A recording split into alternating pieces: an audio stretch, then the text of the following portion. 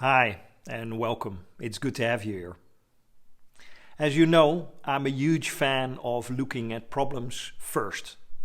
I think finding and understanding problems deserves much more effort than finding solutions when you're trying to innovate. This may seem completely counterintuitive, but there is tons of research and examples to back this up. One way of reframing problems is looking at them as a job that needs to be done. And I want to show you how to use that lens. It's one of the most valuable innovation frameworks I've ever come across. And I promise you, once you have seen, you cannot unsee.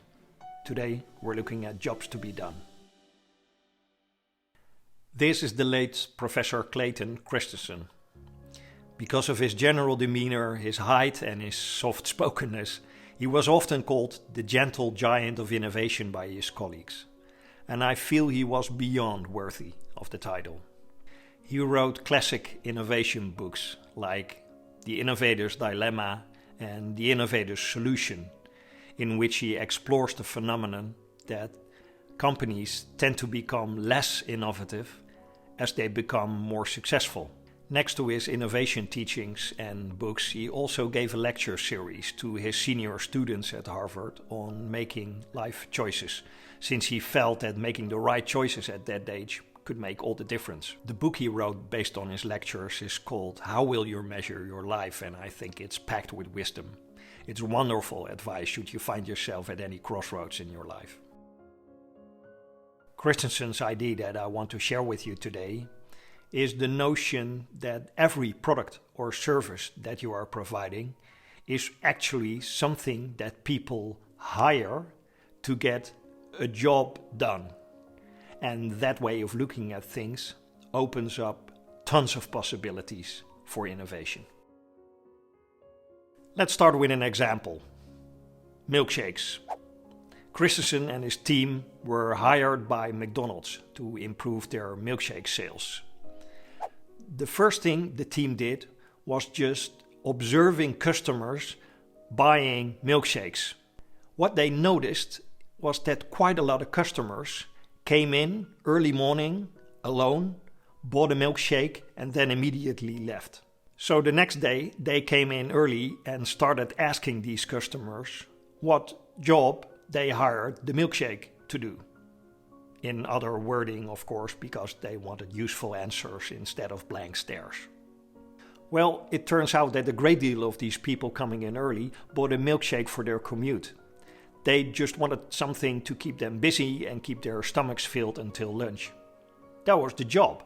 When asked, they explained that other candidates for the job just performed worse, like bagels crumbing all over the place and falling apart when you try to eat them with one hand, or bananas that are quite hard to peel with one hand and maybe a set of teeth, leaving their smelly brownish packaging if you leave them in the car for a couple of days.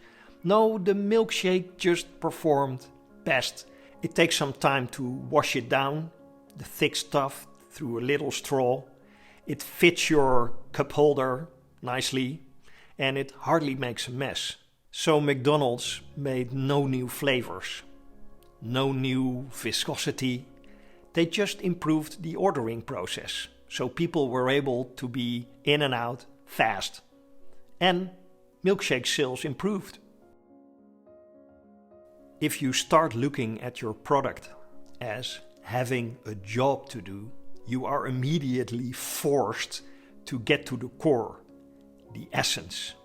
I stumbled across this image explaining the concept, and I love it. If you spent your childhood playing Mario, you will now never forget what a job to be done is. And these jobs are also a great way to segment the customers that are out there. In Crossing the Chasm by Geoffrey Moore, he identifies a market as a group of people having the same problem. This segmentation makes so much sense considering the fact that it is immediately aligned to the solution you are going to provide for them. So lose the demographics, lose the income brackets and the gender brackets. Look at the problems that people have that need solving. This lens gets even better when we add some dimensions to the mix.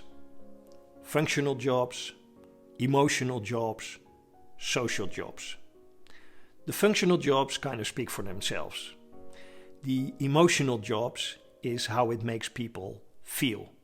And the social jobs is how people are seen by their environment. Let me illustrate with an example. Last week we looked at the Swiss watch industry. Watches are a great example. We can easily come up with the functional jobs for a watch, like telling time, preferably with some sort of accuracy. But smartwatches have even more functions, like giving you notifications, measuring your heart rate or your steps. All functional jobs. When the Swiss were beaten on these functional jobs by competition who was able to do just as well, but for a much lower price, they doubled down on the other types of jobs. Owning a great piece of handmade technology can make you feel a certain way every time you look at it. There's even beauty involved, art. And a watch can also remind you of a milestone, your first salary, or a special birthday, or a work anniversary. All of these are emotional jobs. Watches also perform jobs on the social front. You can show off the style and design that you like, whether you're sporting a well-known brand like a Rolex or having a limited edition watch from a very small obscure watchmaker which only a few aficionados will recognize. It tells people something about who you are. An expensive watch can also do wealth signaling. It can show people how successful you are. All of these are social jobs. The wearer wants to be perceived as something. Remember, no one ever spends thousands of dollars on a Swiss watch because it's the best at telling time. If you are looking for innovation opportunities around your product or service, try using this lens as an exercise. Come up with a few stereotypes of customers or people whose problem you would like to solve or solve better. For each of those, try to come up with several jobs to be done in each of these 3 dimensions. The functional parts will likely come easiest. Then emotional jobs will start with makes me feel. The social jobs will start with wants to be perceived as. This exercise will likely take time and focus. It is hard, and that is exactly why it will provide you with a lot of value. You force yourself to immersion, and the lens will grow on you. The next time you talk to people having a problem, you will start noticing jobs in these categories, and you will know what to look for and what to ask for. Once you've seen this structure in other people's problems, you cannot unsee. So with this new tool under your belt, go forth and innovate, and let me know how that went in the comments. I will see you next week.